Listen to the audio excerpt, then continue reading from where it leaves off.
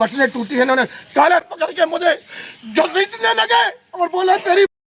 TI साहब civil dress में ये बैठे हुए हैं, भयंकर दारू पिए हुए थे और इन्होंने हमें बुला, एक लड़का आया बुलाने, बोले सर टीआई साहब बुला रहे, तो मैंने कि बयान दे रहे होंगे।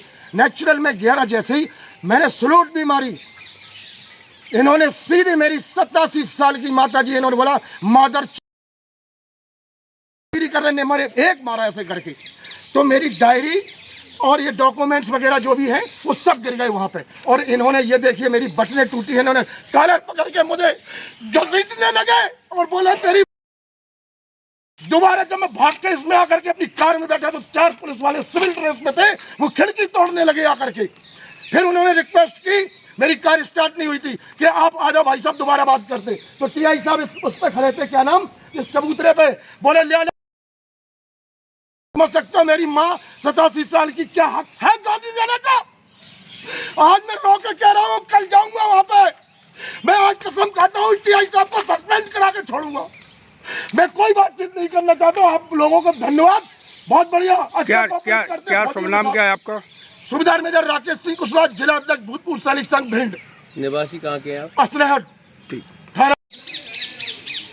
जमीनी विवाद है असनेट में, पारिवारिक, ठीक है। जमीन दोनों पक्ष अपनी बताते हैं। हमने कल पोस्ट भेजा था, हम पर सूचना आई थी तो हमने पोस्ट भेजा था, तो दोनों ही पक्ष अपनी ज़मीन बताते हैं, है ना, कि ये मेरी है, ये मेरी। तो हमने ये बोला था इनसे, मैंने कहा यार इसका सीमांकन करवाओ, सीमांकन के बाद ही हम बता सकते हैं कि ज़मीन किसकी है, ठीक है। तो हमने थाने बुलवाया, मैंने अपने कागज़ लेके आओ, भूमि संबंधी दस्तावेज लेके आओ। तो ये बोले कि दोनों पक्ष के अनुसार सुबह आएंगे।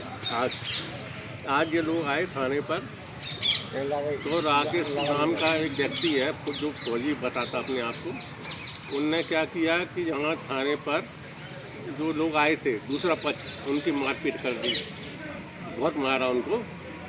उनके साथ 25-30 आदमी के लगभग थे, उनको मारा। तो मुझे फ़ोन, मैं ऑफिस में बैठा था, तो मुझे बताया कि सर ये किस जगह मारपीट की है? थाने पर?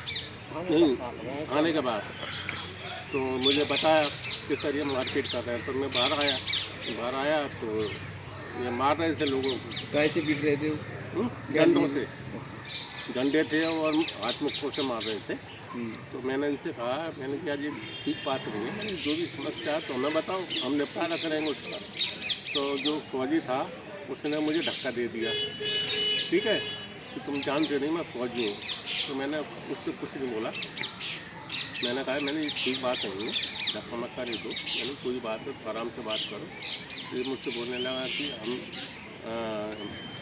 फौजियों की एकता है और अभी तुमको देखते हैं। मैं ठीक है, मैंने बुला लो, आप किसी को बुला रहे हो, हम बात कर लेंगे आपकी यूनियन से। ये बात दूसरा पक्ष कौन है?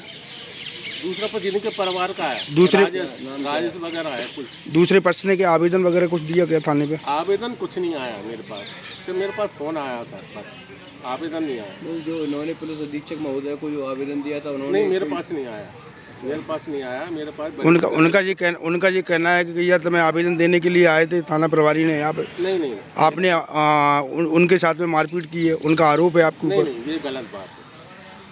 ये तो मतलब अपनी बात को दबाने के लिए ये मेरे पर आरोप लगा रहे हैं, ऐसा कुछ नहीं। उनने भी तो ये बोला है कि यार कि आप शराब के नशे में थे, सिविल ड्रेस में थे। अरे यार मैं बैठा तो हूँ सामने आपके,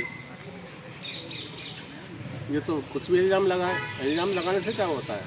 थाने के बाहर उसने मारपीट की है, थाने के बाहर मारपीट की है उन लोगों ने थाने के बाद। अच्छा, ये वीडियो है हमारे पास, हम निकाल के दे देंगे। ठीक, ओके।